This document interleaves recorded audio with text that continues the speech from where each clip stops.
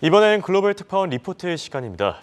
중국 현지의 생생한 분위기 강현우 베이징 특파원과 알아보겠습니다. 자, 보도를 통해 들리는 소식에 따르면 지금 중국이 코로나 규제를 완화를 했습니다. 감염자는 여전히 급증하고 있는 모습인데 이런 상황에서 홍콩이 내달 본토와의 왕래를 전면 재개하겠다고 합니다. 이 무분별한 완화책이 향후 중국 경제에는 독이 되지 않을지 걱정이 되는데 현지 반응은 어떻습니까? 네, 홍콩은 1월 중순 이전에 종국 본토와 홍콩의 인적 왕래를 전면 재개한다는 계획을 내놨습니다. 홍콩은 지난 9월 해외 입국자에 대한 격리를 완전히 해제했습니다. 반면 중국은 여전히 시설 5일, 자택 3일에 5+3 격리를 운영 중입니다. 홍콩과 본토 간 격리가 사라지면 외국에서 홍콩을 통해 중국 본토로 격리 없이 진입하는 것도 가능해질 수 있습니다. 홍콩과 중국 왕래 재개 이후 중국은 다른 해외 입국자에 대한 통제도 점진적으로 풀어갈 것으로 보입니다.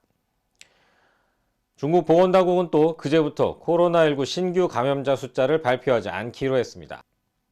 중국은 확진자와 무증상자를 구분하는 데요, 폐렴 같은 심각한 증상이 없으면 무증상자로 분류합니다. 그래서 감염자 중에서 무증상자 비율이 90%를 넘습니다.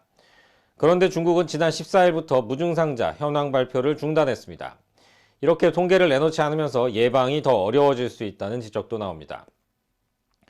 중국이 마지막으로 내놓은 지난 23일 기준 감염자는 4,103명이었습니다. 하지만 도시에 따라 수백만 명이 감염됐다는 발표가 나오고 있습니다. 인구 6,500만 명의 저장성은 지난 토요일 하루 신규 감염자가 100만 명을 넘었고 내년 초에는 200만 명이 될 것으로 전망했습니다. 산둥성 칭다오에선 하루 50만 명, 광둥성 공업도시 둥관에선 30만 명의 신규 감염자가 나왔다고 합니다. 현재 퍼지고 있는 오미크론 변이는 기존 다른 변이들에 비해 전염성은 높지만 독성은 낮다고 합니다. 하지만 기저질환이 있는 고령자에겐 여전히 치명적일 수 있어서 많은 중국인이 외출을 자제하고 있습니다. 또 문제는 한꺼번에 많은 사람들이 걸리다 보니 출근하는 사람이 없어 공장을 제대로 돌리지 못한다는 겁니다. 자동차나 전자산업은 공급 사슬이 흔들려서 완제품이 나오지 못하는 상황이 한동안 이어질 수 있다는 분석입니다. 베이징과 광둥성에서 정점을 지난 코로나19 확산은 이제 상하이를 중심으로 한 남동부로 이동하고 있습니다. 상하이, 장쑤성, 저장성을 중심으로 한 창장 삼각주 공업지대의 공장들은 절반 이상이 올해 말부터 춘제 휴가에 들어갈 계획입니다. 춘제 연휴는 1월 21일부터 시작하지만 중국에선 귀성을 위해 앞뒤 휴가를 붙여서 길게는 한 달도 쉬는 경우가 많습니다.